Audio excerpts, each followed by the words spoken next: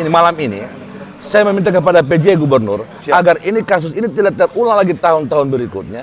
Saya meminta kepada PJ Gubernur untuk mencopot jabatan dari Sekretaris Diknas Provinsi sebagai Ketua Panitia Penilaian Siswa Baru. Bang Jago, Abang Jago, sorry Bang Jago, ampun Bang Jago. Assalamualaikum warahmatullahi wabarakatuh. Jumpa lagi bersama Bang Jago. Bangun fakta, jangan gosip. Edisi Rabu ya, 28 Juni 2023. Bang Jago saat ini bertandang ke Warkop Aceh ya. Ini malam takbiran bro.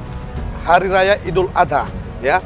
Jadi ini Bang Jago, di samping Bang Jago ada salah satu aktivis yang ada power di Provinsi Gorontalo. Halo. Bang Iksan Nawai. Wah. Jadi Bang Jago ingin menyapa. Assalamualaikum Bang Iksan. Waalaikumsalam warahmatullahi wabarakatuh. Sehat? Bang Jago. Alhamdulillah sehat Bang Jago. Jadi gini Bang Iksan, maksud lain Bang Iksan ini menyinggung soal sekolah ya? Ini apa pendidikan, dunia pendidikan. Memang Oh dunia pendidikan. dunia pendidikan ini mungkin kenapa harus saya sampaikan Ya, hari ini? Mungkin Bapak PJ kurang kan baru beberapa bulan kan tugas. siap. Ini setiap calon penerimaan siswa baru itu Ya, dan itu beberapa tahun kemarin selalu terjadi polemik, keributan di tengah-tengah masyarakat, terutama di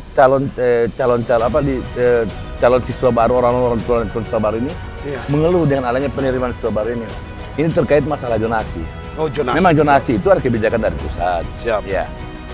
Cuman maunya saya begini, Dari Permendikbud ya. apakah tidak bisa dipikirkan ketika zonasi, misalnya zonasinya, saya kasih contoh, misalnya SMA Negeri 1. Ya, Di SMA Negeri 1 kan di Kelurahan Ipilo, di Kota Gorontalo Kota ya. Gorontalo. Siap. Di Kelurahan Biau dengan jarak SMA Negeri 1 itu hanya berkisar sekitar 200-300 meter jaraknya. Bisa jalan kaki ya. Bisa jalan kaki. Tetapi anehnya, ketika ada penerimaan siswa baru, siswa ini tidak bisa masuk ke SMA 1. Karena zonasinya di SMA 3 dan SMK 1 yang jaraknya itu ada sekitar berapa kiloan. Nah, yang maunya saya kepada panitia penerimaan siswa baru, Siap. kenapa tidak bisa dibijaki ini? Jadi yang menjadi persoalan ini panitia ya. Ya panitia penerimaan. Memang mereka berdasarkan aturan donasi itu, tapi ini kan harus kita bijaki. Kasihan orang tua calon siswa baru ini kan. Ya. Bayangin jarak antara sekolah dengan rumahnya itu cuma sekitar 200 meter. Bisa digunakan jalan kaki, tapi ini harus menggunakan transportasi karena dia harus sekolah zonasinya di SMK 1 Ya. atau SMA 3. Ini yang saya sesalkan kepada panitia penerimaan siswa baru. Siap. Dan kalau saya melihat kondisi masyarakat, calon siswa baru yang tidak terterima, misalnya tidak terterima di SMA 1, dia terterima di SMK 1, Ya. itu harus orang tuanya ekstra melakukan biaya transportasi, Ya. ya minimal 20.000 sehari. Belum anak ini misalnya minta uang jajan lagi, Mas. Sedangkan mata pencarian daripada orang tuanya ini kan misalnya hanya sebagai abang bentor. abang bentor. Kasihan kan? Nah, Biasa jualan pinggiran jalan ya. yang jadi persoalan yang saya paling saya tidak suka sekali dengan ini adalah kalau mereka berbicara zonasi, kok orang dari luar kota Gorontalo, yang dari Kabupaten Gorontalo bisa lolos di kota. Ya. Ini apa Saya memang punya data. ada Saya punya data. Ada siswa yang dari Kabupaten Gorontalo bisa lolos di SMK Negeri 1, Ya. Kota Gorontalo. Dan itu saya sudah sampaikan ke anggota DPR di Komisi 1, data itu. Nah, kenapa saya bilang ini jadi lahan bisnis? Ternyata setelah saya telusuri, anak ini karena pendaftarannya melalui online dan menggunakan kartu keluarga, mereka mengurus kartu keluarga yang baru di sini. ya. Kebetulan anak ini punya keluarga di sini, dia pakai kartu keluarga yang ada di sini dengan undur 1 tahun bahwa dia memang orang asli domisili Kota di Gorontalo ya. Padahal tidak. Karena ini sudah kalau dilihat ya, ada kepentingan anggaran juga ya dalam sistem penerimaan siswa. Jadi ini kita mau salahkan siapa? Sedangkan kita tidak bisa salahkan sekolah. Siap. Sekolah ini hanya tinggal menerima siswa yang sudah mendaftar. Yang saya salahkan ini adalah panitia penerimaan siswa baru ini yang dari Diknas Provinsi. Iya. Nah, makanya hari ini malam ini saya meminta kepada PJ Gubernur agar ini kasus ini tidak terulang lagi tahun-tahun berikutnya. Saya meminta kepada PJ Gubernur untuk mencopot jabatan dari Sekretaris Diknas Provinsi sebagai Ketua Panitia Penilaian Siswa Baru. Luar biasa. Ini menjadi pernyataan juga. Ini kalau Bang Ihsan selaku aktivis juga ya? Ya, Selaku ketua LSM Disker. LSM Disker. Disker. Disker ini apa? Kalau bisa? Jadikan Indonesia sejahtera. Ya? Peduli. Jadikan Indonesia sejahtera peduli. Jadikan Indonesia sejahtera peduli. Dan ya? Ketua Al-Jamiatul Al-Wasliyah Provinsi Gorontalo. Luar biasa, Bro. Jadi minta kepada PJ Gubernur Gorontalo, Pak Ismail Pakaya, ini harus dicopot. Dicopot dari jabatannya. Karena ini Ini berulang-ulang permintaan. kali terjadi. Siap. Dan ini jangan sampai lagi terjadi tahun-tahun berikutnya. Siap. Bermasalah lagi setiap penerimaan siswa baru. Oh, baik. Kasihan Jadi, rakyat Kota Gorontalo. Ingat loh. apalagi siswa yang susah Ya, ya, orang kita tuanya. ini provinsi yang termiskin kelima. Iya, Bayangin hanya ini, dan ini masalah pendidikan. betul. Nah kalau siswa ini tidak mau sekolah, ini kan Jadi gini Bang Ihsan, ini kalau untuk penerimaan siswa ini ada 4 kategori ya, Ya. kalau dilihat. Ya. Ini kategori zonasi, ya afirmasi dan prestasi. perpindahan, Ya. dan prestasi. prestasi.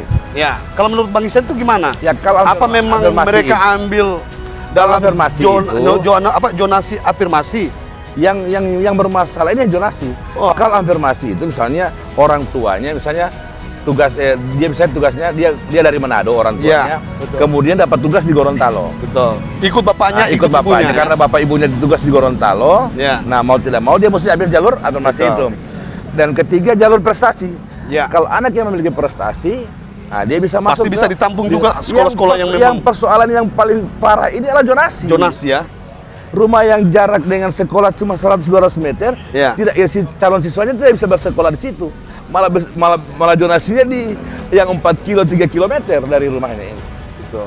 Ini yang jadi persoalan. Jadi kalau dilihat ini ada permainan antara Entahlah, saya tidak bisa. anggaran atau gimana untuk meloloskan ini kan biasanya memuluskan bahwa harus ada licin-licin gitu. Kalau saya ini ber- licin-licin bro. Kalau saya kasarnya saya bilangin bahwa ini jadi lahan bisnis. Siap. Jadi ini menjadi harapan juga kepada Ya. PJ Gubernur ya. Saya berharap kepada PJ Gubernur karena ini persoalan pendidikan. Siap.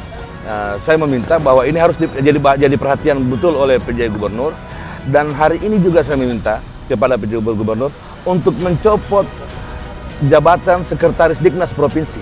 Copot Seba- bro. Copot. Diganti karena ini Jabatan, selalu bermasalah. Sek. Iya, sekretaris karena dia sebagai Sekretaris ketua sebagai ketua panitia penerimaan calon siswa baru. Siap. Oke, kalau memang toh tidak ada tindak lanjut dari gubernur. Iya. Kalau Kalau misalnya memang tidak ada tindak lanjut, ya terpaksa kita harus turun ke jalan. demo. Ya, kita turun ke jalan. Kita hadapi gubernur dengan jumlah masyarakat yang kecewa dengan anak-anaknya yang tidak lulus ini. Ya. Ya, kita akan hadapi gubernur dengan cara seperti itu. Ini menjadi ancaman juga ya. Saya bukan Ini- mengancam. Tapi saya kecewa dengan hal seperti ini. Kecewa ya? Ketika kalau PJ tidak Menindaklanjuti. menindaklanjuti permintaan dari masyarakat ini. Siap. Ini masalah dunia pendidikan. Siap. Ini menjadi diskusi santai. Ini Bang Jago bersama Bang Ihsan juga ya. Ini di Warkop Aceh. Sambil nikmati ya malam lebaran ya. Malam Lebaran. Idul Adha. Jadi besok kita makan ya daging, Sate. sate ya. Jadi hati-hati kalau pengen ya makan sate harus sediakan ramuan-ramuan juga ya. Ada obat juga ya. Bagaimana kita mau keluar dari provinsi termiskin kelima kalau masyarakat kita bodoh? Siap. Kenapa saya katakan bodoh? Ketika anak-anak ini terkafir di sekolah Ya. dan mereka putus sekolah, tidak mau Ya. bersekolah. Bagaimana kita mau keluar dari daerah termiskin kelima Jadi kalau harus tidak dimulai dari pendidikan ini? pendidikan ya. Jadi Ya. utama itu pendidikan ya. Pendidikan. Kalau memang toh tidak dilayani atau memang secara ini ya. Pertama saya akan datangi PJ Gubernur, saya akan berdialog langsung saya akan audiens dengan beliau dulu. Tidak ada tindak lanjut juga dari mau tidak mau kita harus turun ke jalan, kita harus sampaikan aspirasi ini dan jalan. Siap. Jalan. Kalau memang toh tidak ditindaklanjuti. Tidak lanjut. Tapi ini saya akan menjadi berusaha. permintaan Bang Ihsan untuk copot. Ya? Copot. Karena ini masalah yang berulang-ulang. Setiap Siap. tahun pasti jadi masalah. Oke. Jadi inilah menjadi hasil. Ada tambahan juga Bang Ihsan? Ya, semoga Pak PJ Gubernur Ya. benar-benar fokus dengan Ya. persoalan yang saya sampaikan tadi, karena ini menyangkut masalah pendidikan anak. Siap. Ini generasi penerus loh. Siap. Apalagi Bapak Gubernur ini putra asli daerah Gorontalo. Ya. Ya kan? Jadi saya minta Bapak PJ Gubernur fokus benar dengan persoalan pendidikan Dunia dengan- pendidikan ya. oleh generasi kita yang penerus ini. Luar biasa. Jadi ini kalau bisa dihitung masih bulan ya. Sebulan. Jadi inilah menjadi Ini juga tidak Dan luput saya dari- yakin Pak PJ Gubernur pasti akan perhatikan persoalan ini. Saya yakin. Siap. Jadi oke Bang Ihsan, Oke. udah selesai kita menjalani diskusi santai. Ini berlangsung di Warkop Aceh ya. Jadi makasih Bang Ihsan ya. Terima kasih. Sama-sama Semua. Bang Jago. Jadi selamat Hari Raya Idul Adha juga. Mohon maaf lahir batin ya.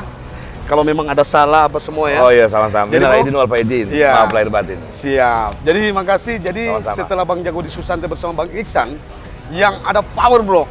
Jadi aktivis, pemerhati, ya selain pembangunan ada juga pendidikan ya. Pendidikan. Jadi bakal Bang Jago pindah ini. Bersama Bang Jago, bangun fakta jangan gosip. Assalamualaikum warahmatullahi wabarakatuh.